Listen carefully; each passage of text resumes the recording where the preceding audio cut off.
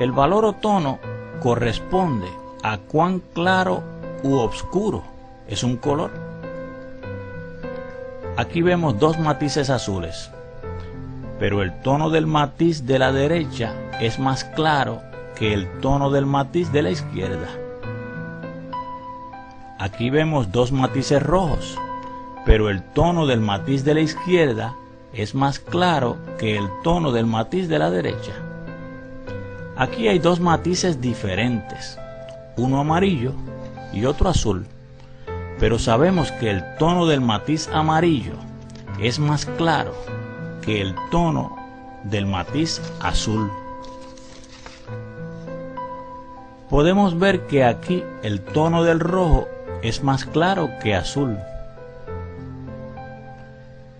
Cuando tenga alguna dificultad distinguiendo los tonos de diferentes colores, trate entornando los ojos, como cuando se hace el dormido, para nublar un poco los matices y reducirlos a grises. Se le hará más fácil. Y aquí, ¿qué diferencia existe? Vemos que los matices son diferentes, pero los tonos son iguales. En la rueda Moncel se indican 9 tonos en cada matiz y cada tono tiene su equivalente alrededor de la rueda en todos los matices. El estudio de los tonos es lo más importante en la pintura, porque determina la estructura o composición del cuadro. Lo primero que impacta la vista, aún desde lejos, es la distribución de tonos.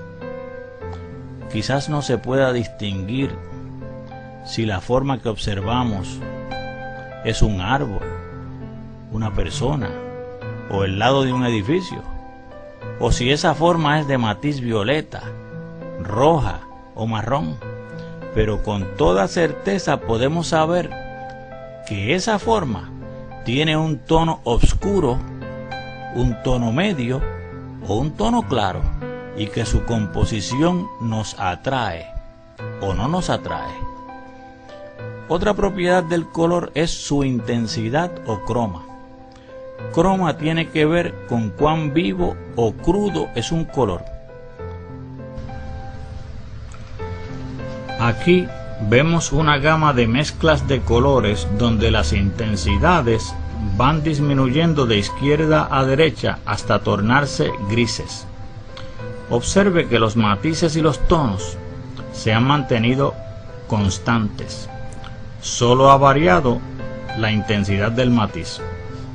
Esta disminución en intensidad la podemos observar en la naturaleza cuando comparamos las cosas que están cerca de nosotros con las que están lejos.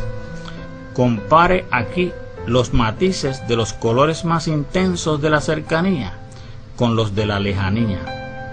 La vegetación que está bien cerca tiene un matiz amarillo ocre verdoso.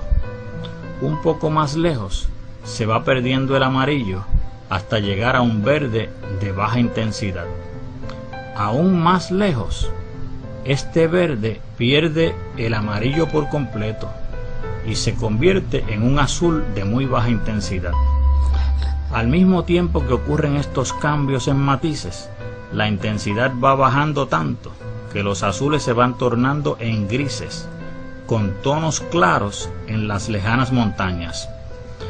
Estos cambios ocurren por la cantidad de atmósfera, o sea, aire, humedad, polvo y otra materia que nuestros ojos tienen que atravesar.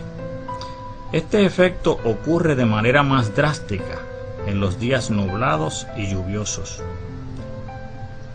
Es importante no confundir la intensidad con el tono. Recuerde, un matiz puede tener un tono claro y al mismo tiempo tener una baja intensidad. Este naranja es más intenso que el color amarillo, a pesar de que el amarillo es más claro. Aquí vemos el matiz rojo cambiando de tono en dirección vertical y cambiando de intensidad en dirección horizontal. Estos ejercicios ayudan a fijar en la mente las tres propiedades del color. Los colores tienen la mayor intensidad cuando salen del tubo de pintura. Enseguida que usted comienza a mezclarlos, empieza a bajar la intensidad de los colores. Aún las flores y las frutas raras veces poseen tal intensidad en sus matices que requieran colores puros. Se pensaría que estas manzanas tienen el matiz rojizo más intenso y que tiene que usar el pigmento rojo de su tubo de pintura puro y directamente sobre el lienzo. Pero no es así. Compare ahora la intensidad de ese rojo con la mayor intensidad del matiz del pequeño disco rojo. Ejercicios como este le ayudan a evaluar fácilmente las diferencias en la intensidad de los colores. Desde luego, el uso de esta propiedad depende de su concepto. La mejor manera de aprender sobre cómo se comportan los pigmentos es a través de la práctica de mezclar los colores en un determinado orden. Le sugiero que por lo menos haga 4 transiciones en hojas de papel. Con un lápiz, haga 2 líneas paralelas, más o menos como a 2 pulgadas de distancia, una de otra, para crear una franja.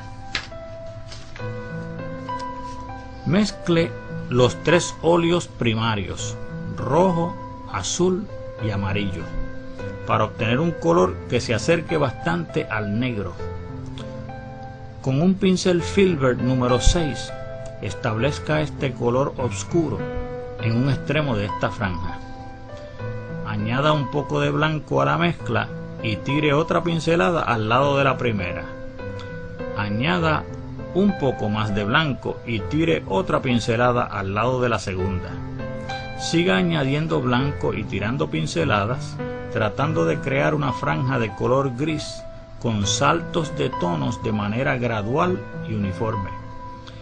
Debe hacer por lo menos 9 tonos. Puede rotular esta transición gama de grises de los 3 primarios. Limpie el pincel con un trapo antes de seguir con cada franja. Puede que lo tenga que lavar con trementina para no contaminar el próximo color.